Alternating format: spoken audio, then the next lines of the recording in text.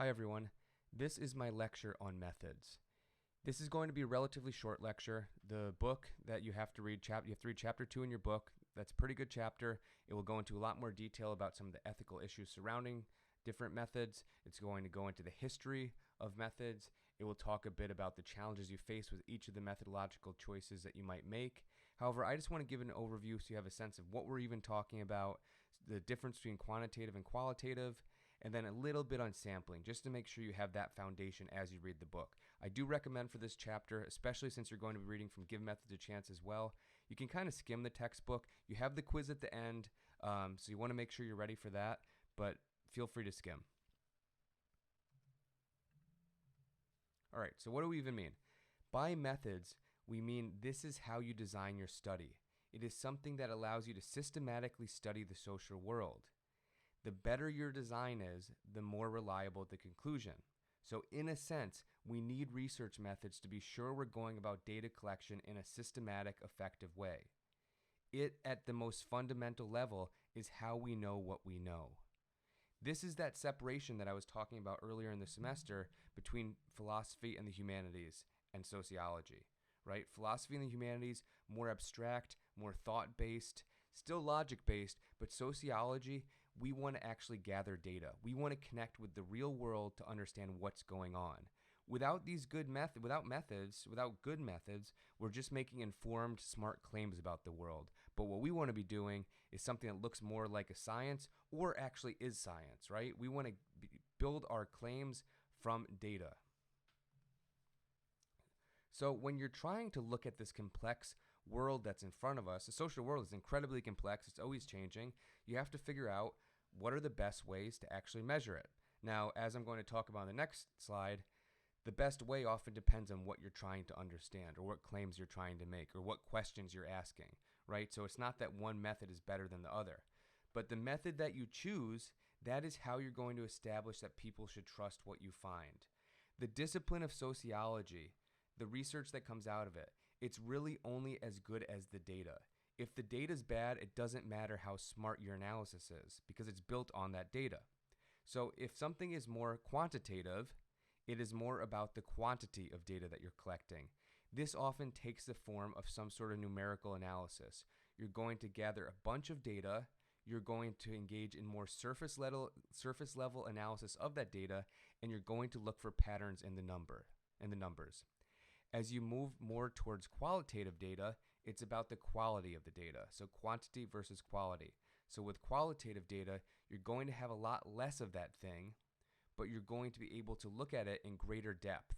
So your claims about the world will not be from saying, look, I examined this huge amount of stuff and I found this pattern. Instead, you're going to say, I examined a smaller amount of stuff, but I was really able to understand it. I was able to go into much more depth in explaining the processes that were occurring, I was able to give you more description of what was going on, and that's how I'm going to convince you of my argument. So I mapped out the different options you have, methodological options you have, and where they fall on that side of more quantitative to more qualitative. You could also think about it with more quantitative, you generally have more control over the data because you're slicing the data away from the complexity of the world, right? With a survey, you don't actually get everything about the world, you just get answers to the questions that you want. With an experiment, also on that quantitative side, you have more control because you're trying to control every variable, right? You're trying to isolate just down to, does this thing cause this thing? If we go all the way over to the side of being more qualitative, ethnography, you're actually immersed in the social world. You're observing things as they naturally happen, and therefore you have the least control over the setting.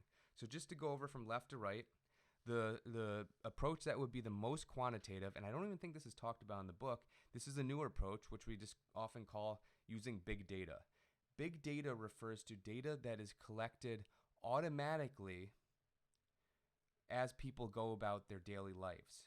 So this would take the form of data that is just gathered on your cell phone, or data that is gathered from tracking websites, or data that is gathered from use of credit cards, data that is gathered from social media use, right? All of that stuff is not we don't specifically set out as sociologists to gather that data, but you can do analysis of that data.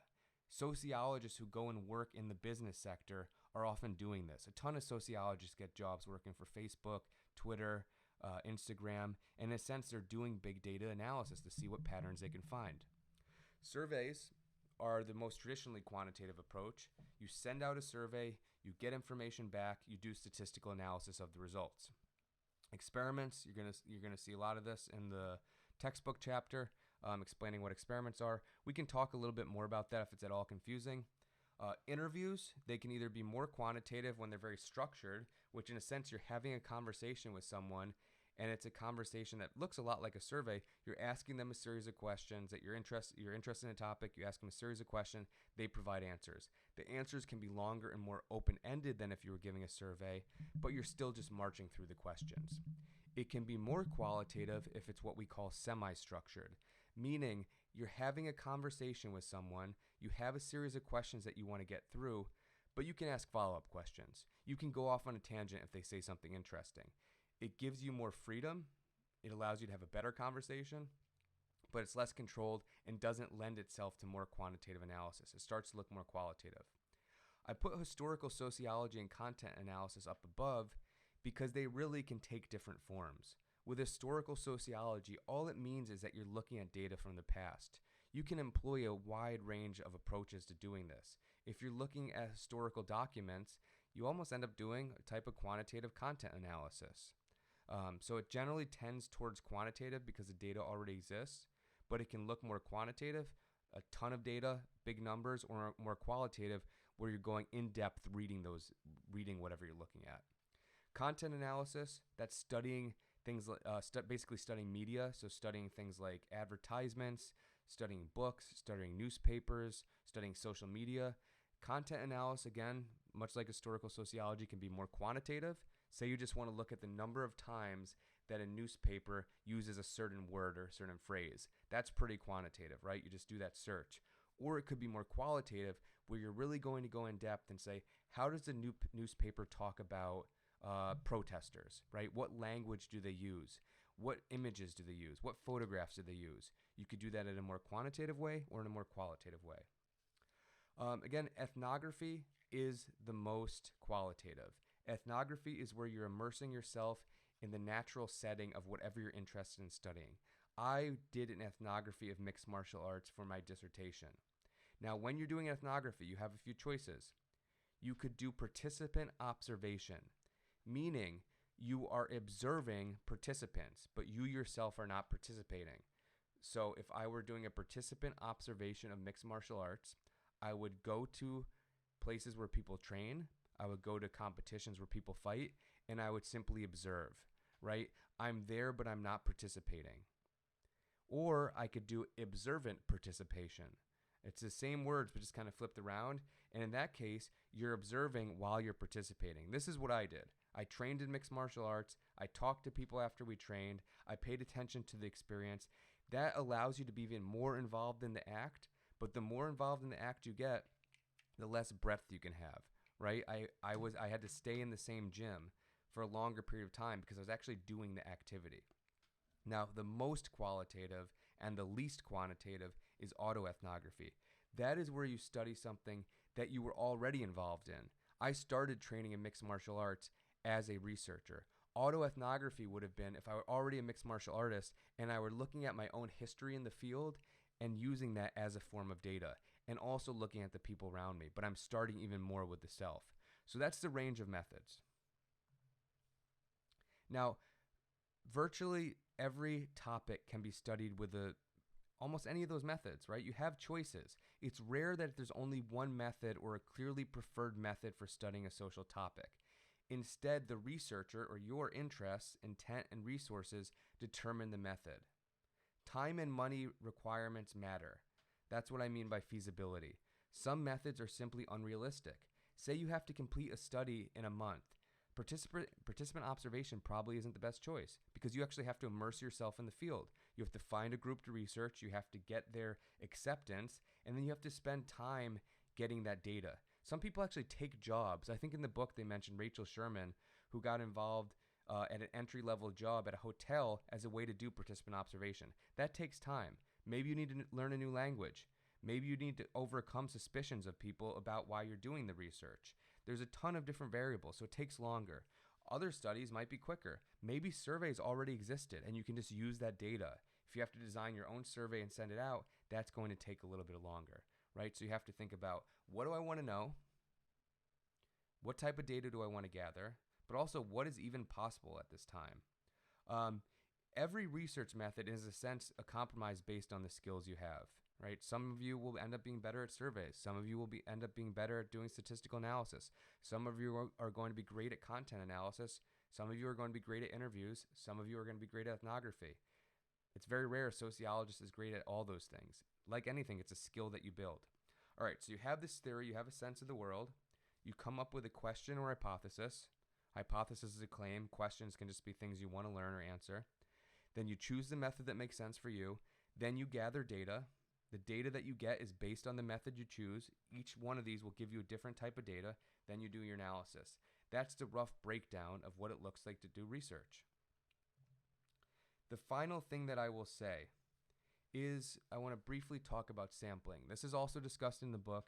If you take research methods in sociology, you spend a lot of time talking about sampling, so I'm not going to get into great depth, but it is important, especially when you think about something like polling, which is a very important topic right now when we talk about who's going to be elected as president, right? There's constantly these polls coming out, and we're going to talk more about that in the in-class part of this week. But the thing that I want to point out is the group you are interested in is the population, right? So I'm interested in, I don't know, students, right? So students in New York in high school, so the population would be every high school student in New York. That's a huge amount of people. I can't do research on everyone. So what I do is take a sample. A sample is a smaller subset that allows me to make claims about the larger group. In a sense, we are always doing this. We're always relying on a sample, a smaller amount of a whole, to get a sense of what is going on, right? We use this in our everyday life. The example I thought of is soup. If you are cooking soup and you want to know that it's spiced right, you don't eat every part of the soup, right? You take a sample, you have a spoonful of soup, and you see if it has enough spice. Or if you want to see if it's warm, this is an example that happens all the time. You microwave your soup, right? You microwave the soup, you want to see if it's warm. To have the most certainty about your soup being the right temperature, you technically should eat the whole population. Whole population meaning all of the soup. We don't do that. We take a spoonful. It's most likely a random spoonful. You randomly take a bit of soup from somewhere in the bowl and you try it, and if it's cool, you put it back in. If it's hot, then you're good and you can wait till it's the temperature to eat. Or you might take a non-random sample, meaning you actually target a specific area. You might say, I know that my microwave, when it warms soup, it often leaves the middle cold.